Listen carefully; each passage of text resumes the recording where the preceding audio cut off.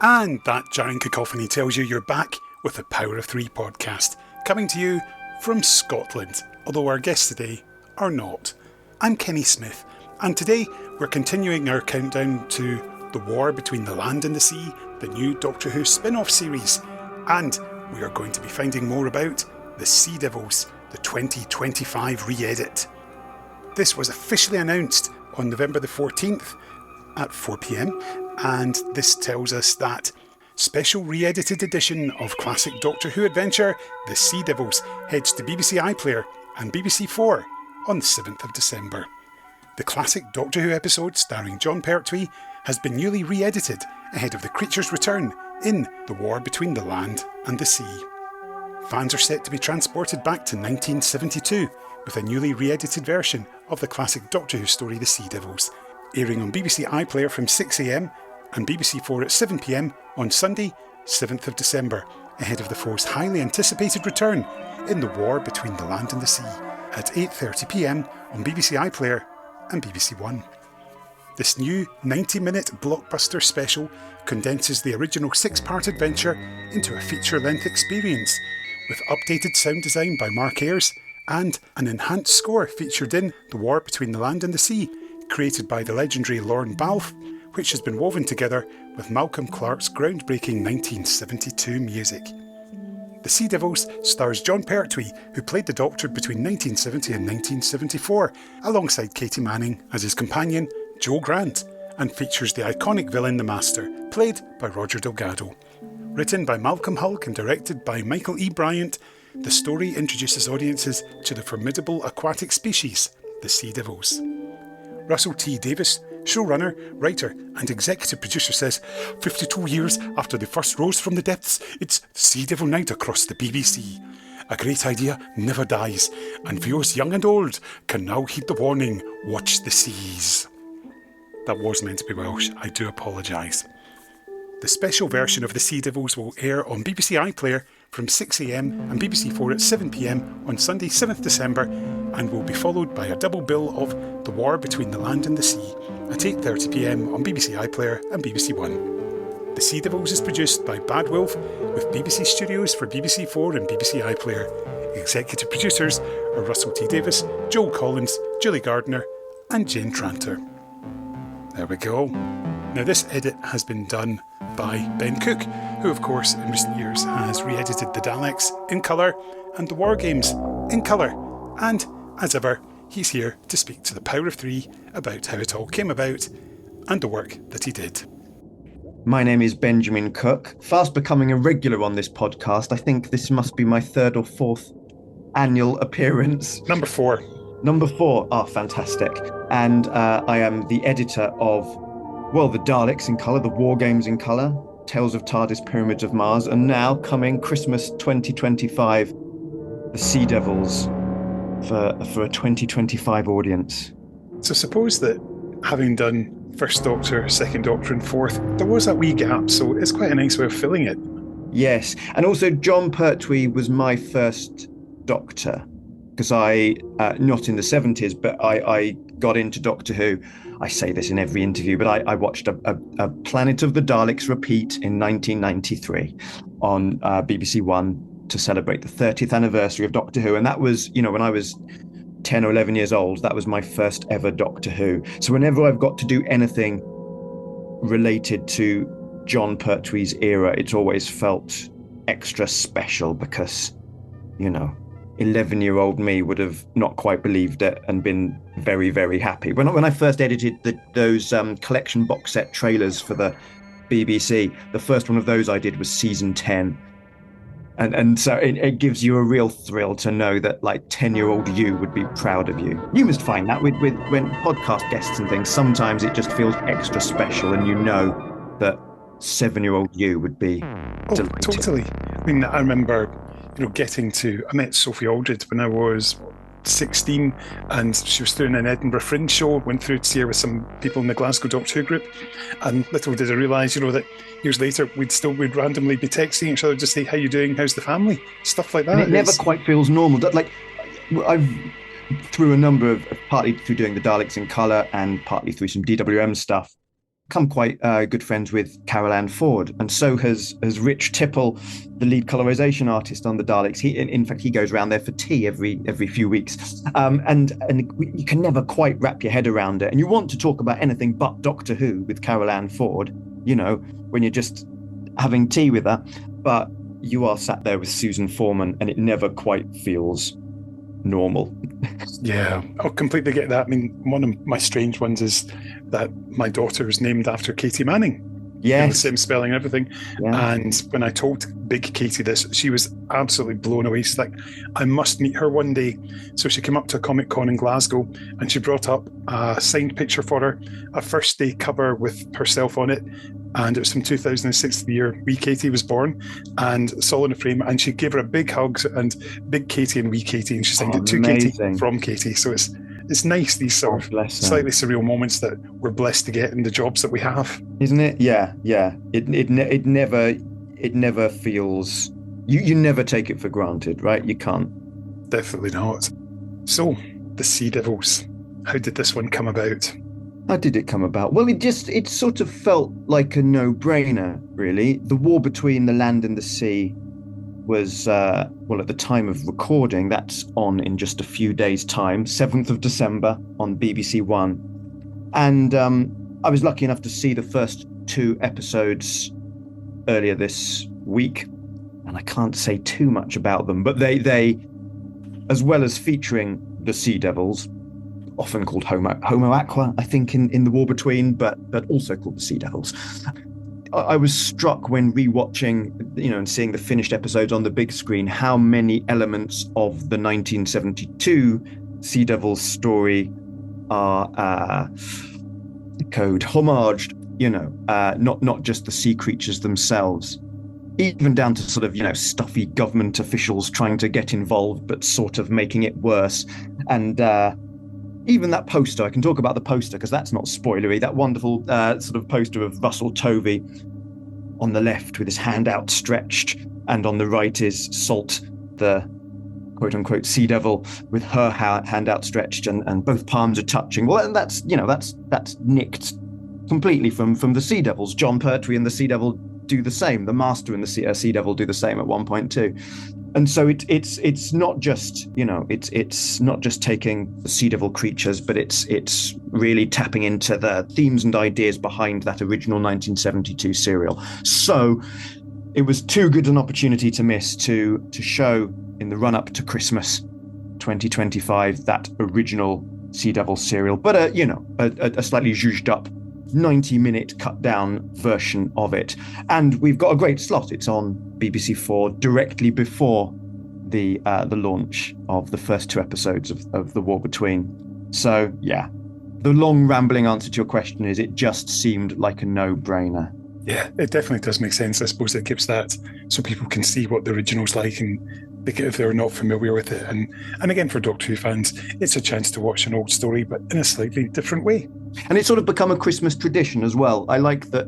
I think, Pyramids of Mars, the Pyramids of Mars cut that we did was on in summer. But the other 3 that we've done, we had the Daleks in colour 2 years ago, the War Games in colour last Christmas. This Christmas, it's the Sea Devils, a first Doctor story, a second Doctor story, a third Doctor story. It just feels lovely. And sort of tapping into that, it was a Christmas tradition for a short period of the 70s when they'd do an omnibus version of stories. In fact, Christmas 1972, there was a 90-minute omnibus of the Sea Devils, but ours is different and an improvement. I think I can say I've with a couple of interviews about this. I mean, we talked about, as I say, on this podcast about the Daleks in colour and the War Games in colour, and you're always, we're always at pains to point out that our versions are, they're not replacing the original serial. It is an alternative cut down version for fans who want to see a familiar story through fresh eyes, and for audiences who might not have seen that original serial before and want and maybe sort of 10 episodes of black and white telly is a bit intimidating. So a 90-minute cut down, sort of colorized version is just more accessible, but not a replacement, just an alternative version. With the Sea Devils, I suppose it's slightly different because, this 90-minute edit is certainly an alternative version, not a replacement for the original six-parter. But because this 90-minute 1972 omnibus does exist, I have to be frank and say, well, of course we think our version is better. Of course, we felt that it could be an improvement. That 1972 have you seen the 72 omnibus? I have indeed, yes. It was lost for many years and wiped by the BBC, but it was recreated for the season 9 collection box set. Yep. And of course, the restoration work on that and the recreation work, because I think it was done by Pete McTighe, based on an audio recording of the omnibus that a fan had taken in 72 off the telly, and the restoration and the resurrection of that is exemplary. The actual omnibus itself is just fine. It's a bit clunky in places, and they didn't have the technology that was available to us to edit with quite as much precision. I mean, they literally went into a basement in the BBC and sort of, they'd made their notes beforehand, and then they pressed play and record on the bits that they wanted to keep, and then they lifted their fingers off on the scenes that they didn't want. It was that sort of rudimentary. So we were able to do a far more precise version. And so actually our 90-minute omnibus packs in a lot more. Their 72 omnibus cuts out lots of the jokes, cuts out a lot of Trenchard's sort of political motivations. It cuts out any mention of Doctor Who and their Silurians, all the sort of stuff that we were able to put back in. So there you go. That's our headline. Benjamin Cook says our version of the Sea Devils is better than the 1972 omnibus. So I suppose that it'd be a case of sit down, do the six-parter yourself, and just note what do we want, what must really stay, what's a maybe, and what's a definite cut. Well, I purposely didn't watch the 72. I'd seen it before, so I knew that we could do something that was fresher and an improvement. But I purposely avoided watching it until after I'd finished my edit. Then I went back and watched their 1972 cut. And if there had been something in that Christmas 72 omnibus that was so amazing that we just hadn't thought to do in ours, we would have absolutely nicked it and put it in. There was still time to do that, but I didn't want to be influenced. And so it was really interesting to see because who was it who did the original 72 omnibus? It would have been Barry Letts and probably Michael E. Bryant. And there was stuff that we'd done exactly the same, where we'd made exactly the same choices about what to cut out. There was lots of other places where we took very different paths. And what was really interesting as well, I'd sort of forgotten or not quite realised, is that they've obviously made lots of decisions in that 72 omnibus based on having to cut it down to 90 minutes or 88 and a half minutes, as I think their running time. But they've also reordered scenes and made all sorts of other choices just to make the story better. And that in itself was quite encouraging, because the Sea Devils aired, when did it air? Back in February to April 1972. So just a few months later, they were cutting together that omnibus, and already they had noticed ways in which it could be improved. We've all done that. We all, send an email and immediately spot typos, or something goes down the telly and you go, oh, that thing that we were deliberating over forever, we've made the wrong call on that and we could have done that differently. It's good to know that Barry Letts and Michael E. Bryant felt the same way and went, oh God, there's all sorts of stuff that we can fix just a few months later. So here we are, 50 odd years later, being able to give it another polish and fix some more stuff and reorder things and just make it feel fresher and more alive than ever. Yeah. Are there any sort of updated effects? Because I think there's a new or enhanced musical score paying homage to Malcolm's original. Yes, I mean, we did talk about whether we were going to update any VFX, but actually there aren't many VFX in the Sea Devils. It's shot on location and it's action by Havoc. which is such an iconic credit. They changed it. Bad Wolf, when they prepared their credits, this was something I was emailing about just last week. They'd put action, Havoc. And I had to email them and say, oh God, no, can we put the by back in, please? It's like, just for Doctor Who fans, you don't have to understand why, but action by Havoc is just, people have that on t-shirts. There's been a song written called Action by Havoc. Put that back in. But because there is action by Havoc, it's actual explosions and stuntmen falling off of things and the Navy getting involved and lending the Doctor Who production team ships and diving bells and God knows what else. So there aren't really many VFX to update. What we have got, as you say, though, is Mark Ayres has done completely updated sound design. So it's just sounding more beautiful and richer than ever, including a lovely sort of 5.1 mix, which I don't know if you can get the 5.1 mix on iPlayer, but will be on the version that's released on DVD and Blu-ray. And then Lorne Balfe, the legendary Lorne, who's the composer on The War Between and a million other things, from Mission Impossible to Wallace and Gromit. He's come in and given us lots of brand new music, not to replace Malcolm Clarke's original score, which is, I mean, even at the time, it was quite divisive. It's experimental electronica, and was so divisive that Barry Letts and Michael E. Bryant cut a lot of Malcolm Clarke's music out at the time. But we, and I know it's still divisive, we unashamedly love it. I don't know what you nodding along. I love it. I love it. I mean, ever since I heard Doctor Who the Music Volume 1, or Doctor Who the Music to give it its correct title, I've absolutely loved it. It's just, I'm a huge fan of electronic music, and we always have where possible, I try to get an electronic track to play out with at the end of every episode. So it's absolutely up my street. Love it to bits. And it's unashamedly weird, and I can't believe that went out on telly at tea time in 1972. But damn it, it's about to go out on TV again in 2025, because we've kept in as much of Malcolm Clarke's music as possible. We've put back in lots of Malcolm Clarke cues that Barry Letts and Michael E. Bryant cut back in 72. So there's more Malcolm Clarke than ever. But in addition to that, there's lots of Lorne Balfe music that he has composed especially for this. Some of it based on his War Between music, some of it brand new, and hopefully it all fits together quite seamlessly. He's a big fan, Lorne, of the Radiophonic Workshop and of Malcolm Clarke. He appreciates, how seminal and influential that original electronic score by Malcolm Clarke is and was, and so he's done a sort of a homage to that hopefully we weaved together seamlessly. And as Lorne said, what he hopes is that people who are familiar with the original serial watching this, he hopes that there'll be points where you're not quite sure whether it's Malcolm, whether it's Lorne, or what it is. Excellent. I'm liking the sound of that very much. Hopefully that will get a soundtrack release of its own as well at some point. I hope so. These soundtrack releases seem to take forever. I know Mark Ayres is still hoping there'll be a War Games in Colour soundtrack release. I think that's the idea. But it takes a while. And if you want it on vinyl and things, that takes about 1 million years to... I don't understand what I'm saying.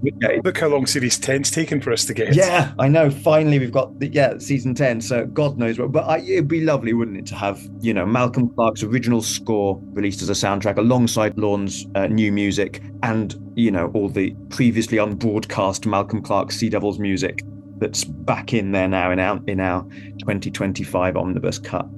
Cannot wait to hear that. So, of course, given that, as you mentioned earlier, it's been released on Blu-ray already, the Sea Devils, I'd imagine that the picture restoration, there wouldn't be too much work required for Peter Crocker, given that it's been done fairly recently.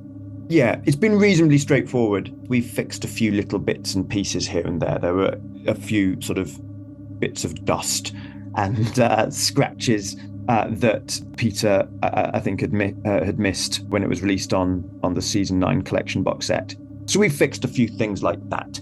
But yes, there was a lot less work to do in terms of restoration, which is part of the reason that we could do this Sea Devils omnibus, because money for these BBC4 productions is extraordinarily tight. I mean, that's the story of the last 62 years, isn't it? But you work on Doctor Who and No one's doing it for the money. There is no money. And so it helped that those 6 episodes exist in about as good a quality as we're ever going to get them. The prints, I think, for the first 3 episodes aren't quite as good a quality as the final 3 episodes, but I mean it's all much better quality than, I think the entirety of like the Daleks or something. So yeah, we were laughing. It was fine. Gives you something to work with. And of course, Michael E. Bryant has given his approval to the whole project. Yeah, he's been absolutely lovely. I met Michael E. Bryant. I can't call him Michael. I have to use the full name, partly as well because we emailed back and forth just a few days ago because I wanted to confirm whether he wanted to be credited with the E in his name or not, because he wasn't on the 1972 original, but ever since he's been known as Michael E. Bryant. So we have, amongst other things that we've restored to our 2025 omnibus cut, we have restored the E to Michael E. Bryant's name at his request. But yeah, Michael E. Bryant, I met him over summer at a Doctor Who convention by chance, even though, I was sworn to secrecy about our plans for the Sea Devils. I had to tell Michael because there he wasn't, and how could I resist? And he was absolutely lovely about it then. He's been absolutely lovely about it since and very supportive. He's emphasized how thrilled and excited he is to see what we've done with it. He's been asking me, did you leave that bit in, or did and I love that. Katie Manning has been very supportive as well. Those are the 2 key creatives from the Sea Devils who are still with us and very much alive, so it means a huge amount to get their support. But then we found that with the War Games too. It was Wendy and Fraser were absolutely lovely about it, but also so were people like, we heard from Trevor Martin's daughter and the daughter of Derek Sherwin, the producer, and Jane Sherwin as well, who starred in the War Games, and Carol Ann Ford and Richard Martin and people were very lovely about our the Daleks in colour. So we know Doctor Who fans, don't we? And there will be a few diehards, and I can say this as a diehard, there will be a few diehards who will take offence at what we're doing on behalf of the original program makers, I guess. And then you speak to the original program makers and they're always, well, A, delighted that these things they made 50, 60 years ago are getting another TV airing, but they never saw what they were doing as we call it classic Doctor Who, don't we? But they didn't see it as classic at the time. They were just making telly for the now and the present, and they're not action figures that should be kept in the box. You want to take them out every so often, every few decades, and play with them. And so, yeah, we've received nothing but love on all these productions from the actual people involved. The same with Pyramids of Mars. Philip Hinchcliffe was very supportive of that, and so but it never gets, like we were saying earlier, it never gets old that your heroes are supportive of what you're doing. And Michael E. Bryant absolutely is a hero and a legend, and God bless him. Fantastic. So yeah, looking forward to seeing what you've done. If we've got original titles all remastered and new bits put on, and we've done slightly different things with the title, the opening. Like, I hope it's one of those stories. I think the Sea Devils does lend itself very well to a 90-minute cut. I don't think there's too much missing. If you've got a favourite bit, it's probably in there. That said, probably the major cut that we've made, like the most noticeable cut, the cut that Doctor Who fans watching will notice, is right at the very start. Spoiler alert, but we have cut the first scene aboard the aboard the ship, where there's a Mayday, and a Sea Devil hand comes out of the side of screen and grabs a microphone, and it's not as impressive as, I mean, if we had all the money that in the world, we could have created a lovely model shot of the exterior of the ship or something. We'd have left that in, but it is just, in the original, it is just a man in a room shouting Mayday, Mayday, and then a Sea Devil hand, which you then get about 10-15 minutes later anyway. You get a lovely Sea Devil hand rising up out of the water and grabbing the boat that Joe and the Doctor have gone to the the sea fort on, and so you've sort of got that beat repeated just 10-15 minutes later and done better. So it was so cuttable, that opening scene, that we've cut it. And what it allows us to do is a slightly different version of the titles that later in the evening you will see is a homage to the war between. So it feels very much a coherent whole. But if you're expecting the Doctor Who theme music, well, you'll have to wait to the end rather than the beginning. That's all I'm saying. Interesting. Oh, Ben, call me absolutely whetted. So I cannot wait. I shall change your name in my phone immediately. Whetted Smith. That actually sounds like a Tory MP, doesn't it? Yeah, a bit. Oh, well, maybe move away from that then. Anyway, Ben, thanks as ever. Really appreciate it. I'm looking forward to seeing it.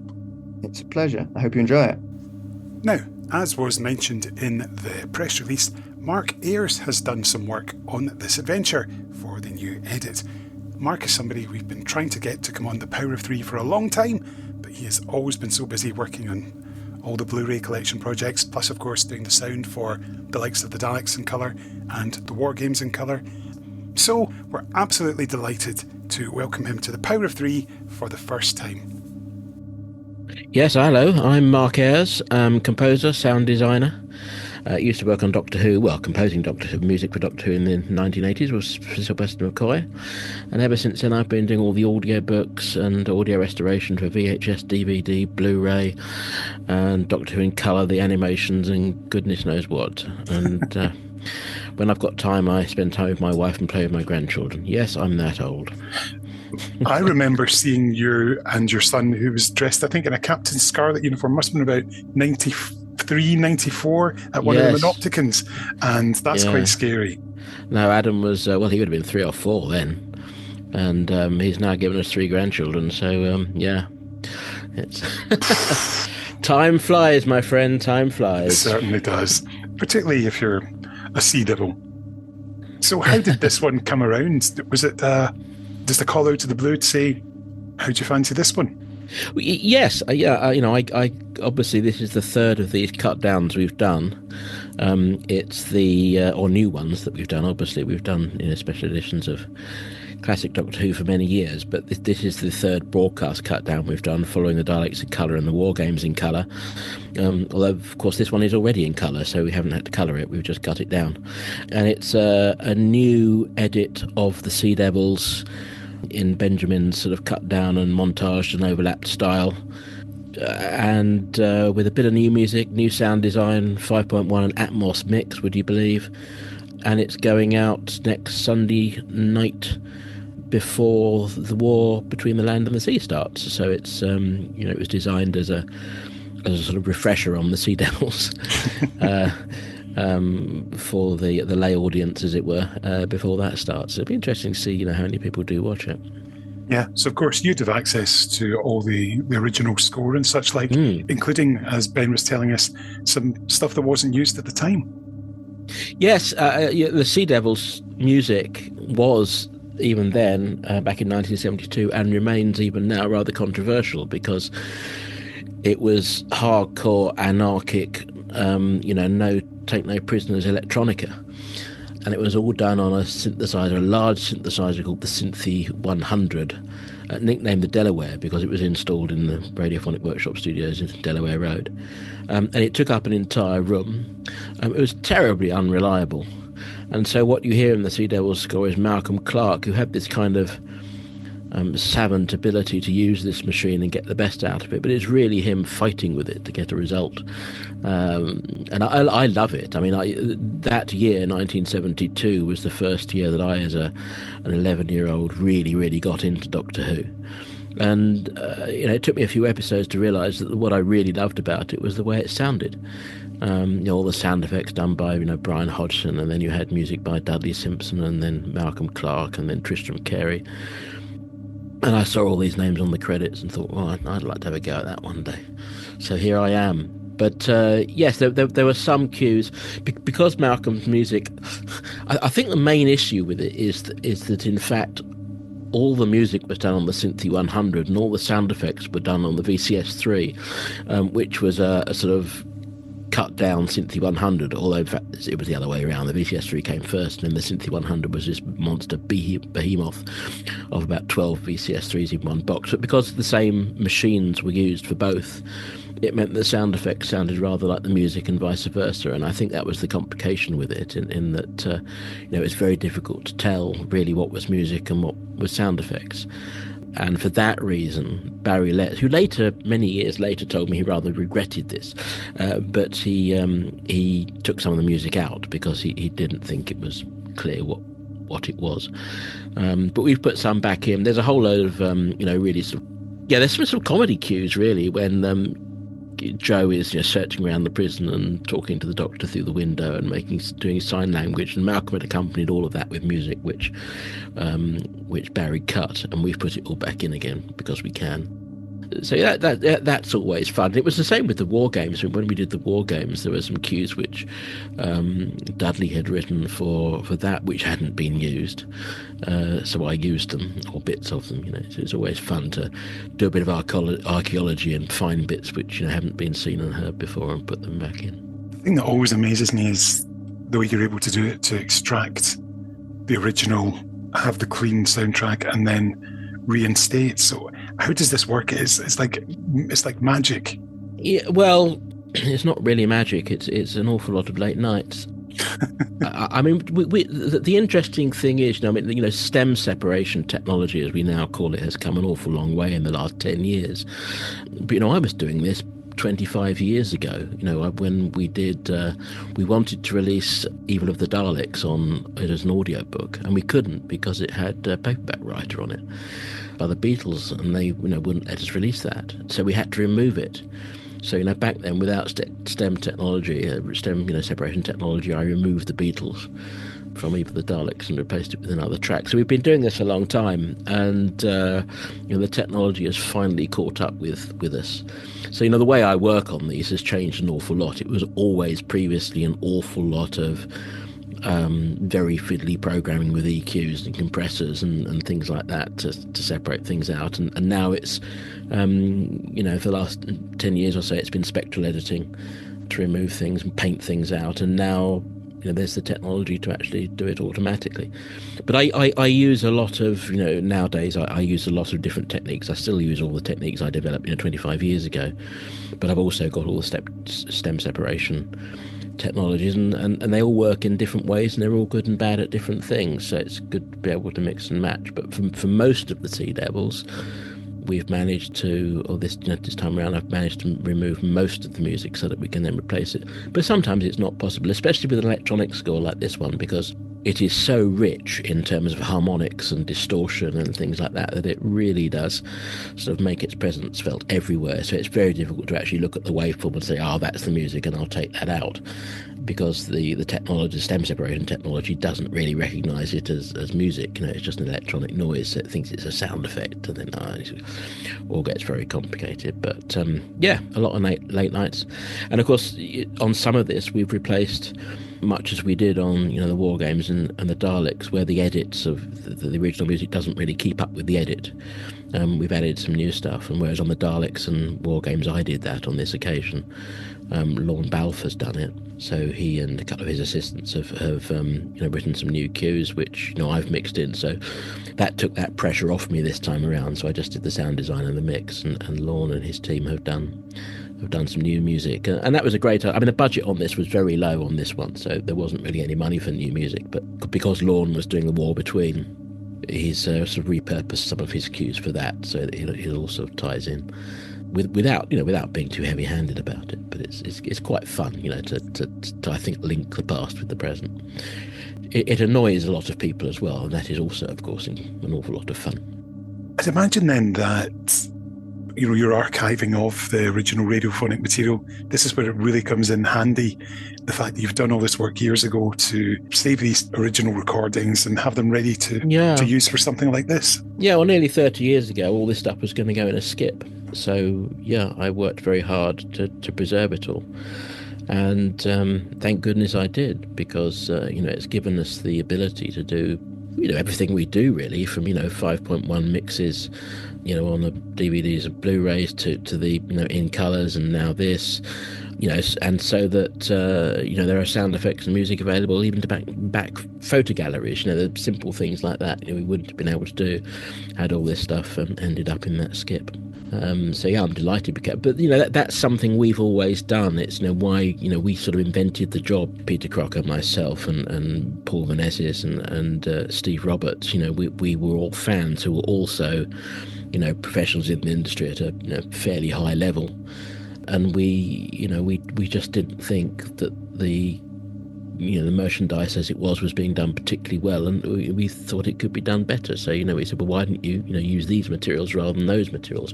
Why don't you talk to these people, not that person?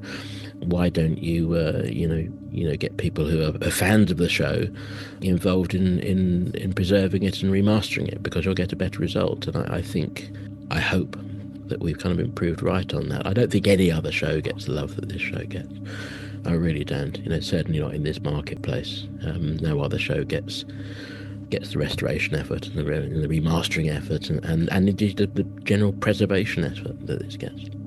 Yeah, and it's amazing, and it's the dedication, love, and passion is brilliant. I mean, the work that yourself and Peter put in, and picture and sound restoration for the collection, which is very much appreciated, and we regularly sing your praises on our podcast. So. Well, thank you. I mean, we do it because we love it, and we don't always get it right. We're perfectly willing to admit to that, but we're all human, and we all want the best, and we're all constantly striving to be better. So, yeah. Were there any particular challenges with the Sea Devils?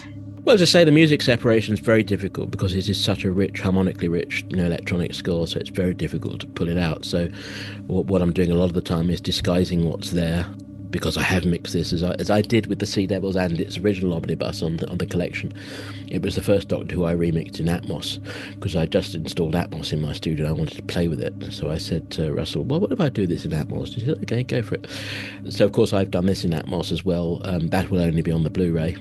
Of course, it'll be in 5.1 on broadcast, and it'll be in stereo on iPlayer, which is what the previous the in colours were.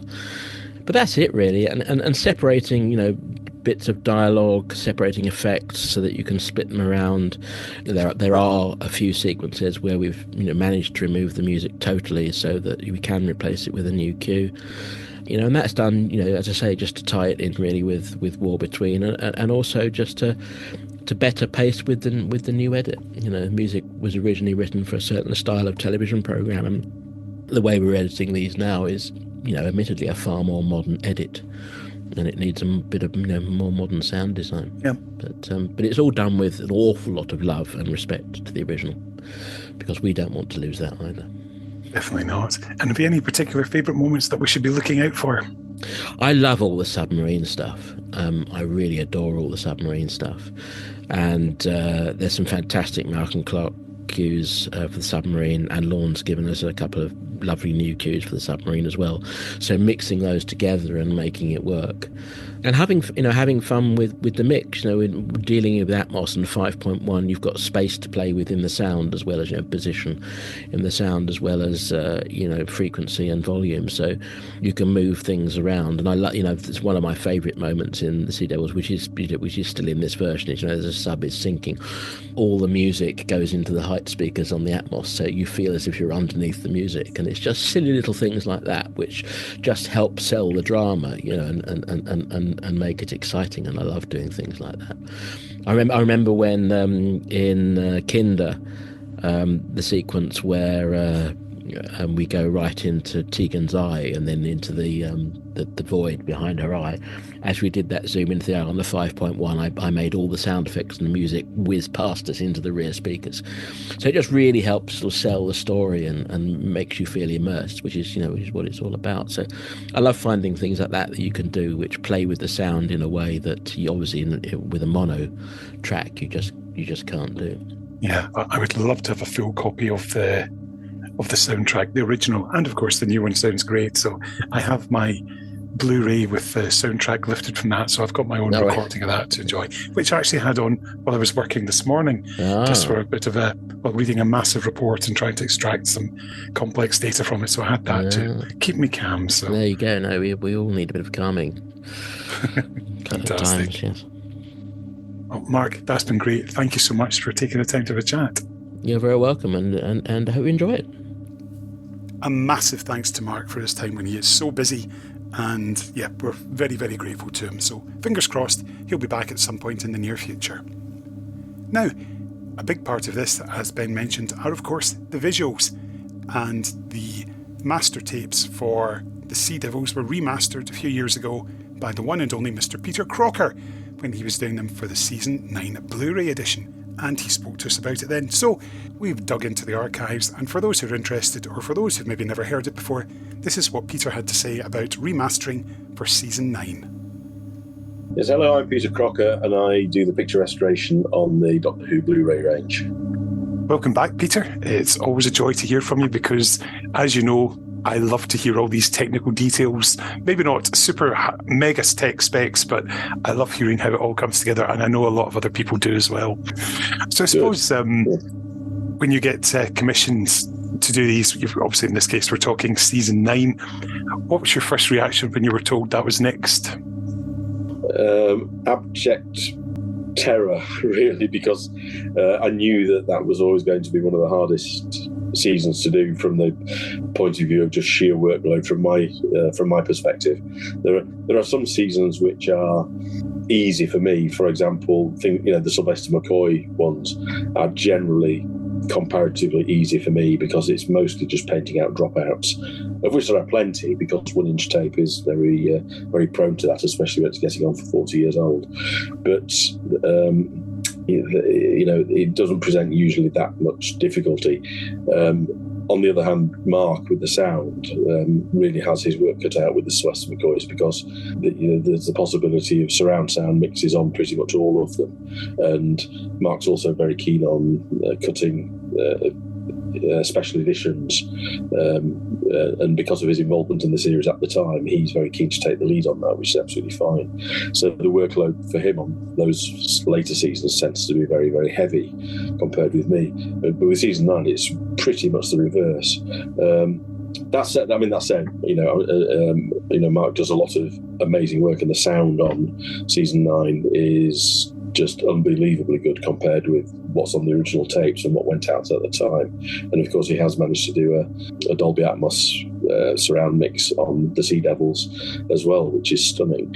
But from the picture point of view, Season 9, in 14 of the episodes only exist as mixtures of black and white film recordings and reverse standards converted American tapes, which are multi-generation, so very noisy. And the reverse standards conversion process introduces even more noise into those already very grainy, noisy pictures. So those 14 episodes, they all take about 3 times as much work for me as a standard episode would, because I've got to restore the black and white film print as if it was a black and white episode. So clean it up, stabilise it, vidfire to bring back the video look where it's appropriate, and grade it. But then on top, I've got to take the colour tape from America and clean that up as well, remove as much of the noise as possible. And then when I've done that, I've got to combine it with the black and white film recording, overlay it on top. And that's when you find, for example, bits that are missing on the American tape that are there on the film recording, and sometimes things that are on the American tape but but cut out of the film recording. Doesn't happen quite so often, that, fortunately. I don't think that happened at all in Season 9. That was in Season 8 and 7. But it's a massive amount of work, and it's quite high stakes work as well, because I've got to try and make the end result subjectively look better, be an easier watch, a more pleasant watch than what we had before. And it's such a complex process that if any part of that process falls down or doesn't work very well, there's always the possibility that someone might very reasonably say, well, that's very nice, but actually the DVD look better, which is something that is always a concern before starting. Once I'm actually sort of working on things, it's very soon, but it's very quick to work out where the problems, if any, are going to be.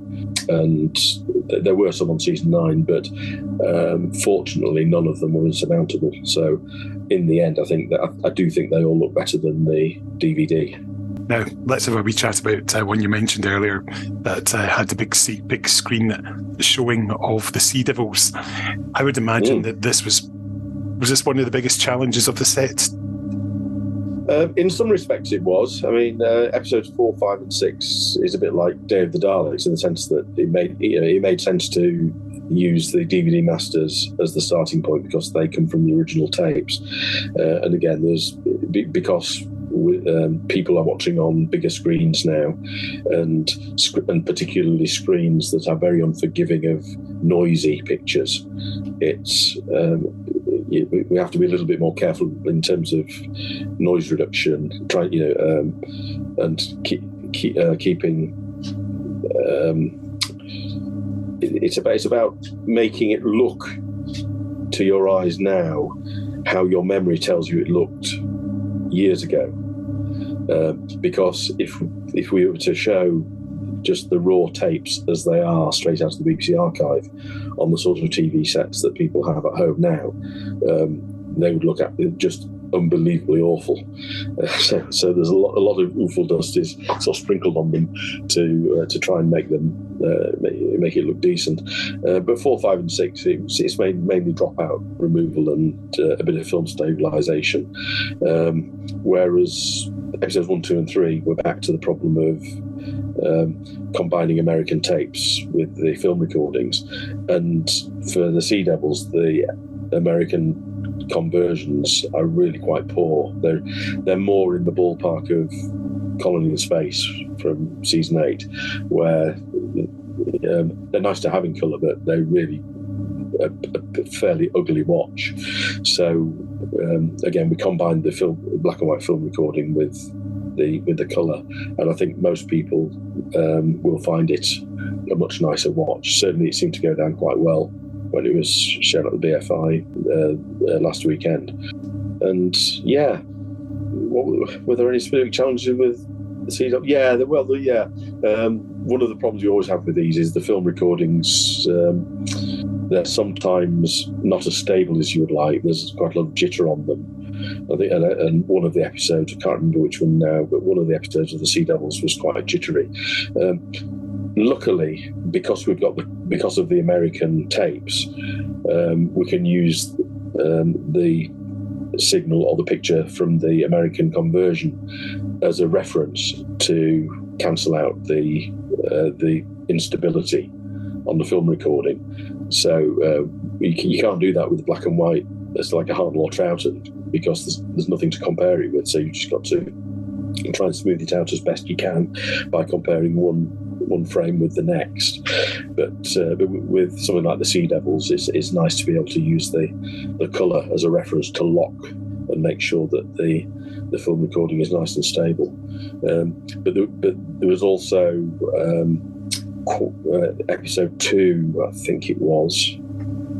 Is it episode 2? Yes, I'm fair. Well, if it's not, I apologise. But I think it's episode 2. There was quite a bad scratch all the way through, about sort of 2/3, a third of the way across the picture, which sort of I had to try and get rid of as much as possible. Hopefully, I've made it invisible, and hopefully by mentioning it, people won't go looking for it, because if they're looking for it, there might be places where they can actually see it occasionally, sort of rearing its ugly head if I haven't completely got rid of it. But that's always a challenge, doing that. And one of the other issues actually with combining the colour tape with the black and white film recording is that as a general rule, a film recording has less picture at the top and bottom. So because of the complexities and technicalities of how the film recordings were made, a little bit of the top and bottom of the picture is lost.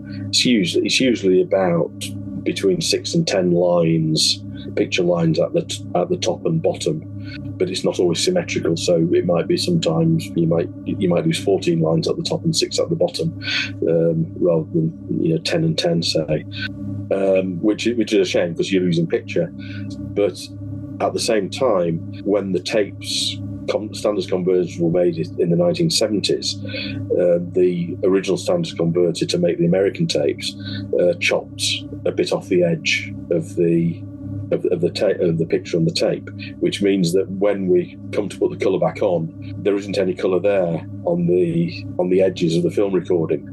So we have to use sort of other methods to make sure that you don't have a black and white stripe down the left and right side on the Blu-rays. But because I have seen people say, oh, there's the film recordings are zoomed in, so there's less picture on the film recording than the tape, and actually that's a bit oversimplistic. There's more picture on the tape at the top and the bottom, but there's actually more picture on the film recording, on the black and white film recording, on the left and the right. That makes sense. But it's all in colour. But it's all in colour now anyway, because we don't allow black and white stripes down the side. We don't like that. Mm-hmm. No, too distracting. No, it's marvellous, and all the reviews and my friends who were at it said it's a tremendous restoration. So thank you for that. I look forward to seeing it. Well, thank you. That's nice to hear. They're never going to look as sharp as the original tapes. It's impossible. There's no way they can, because they've just been through too many sort of pixel mangling processes, to go onto film and back and have combinations done.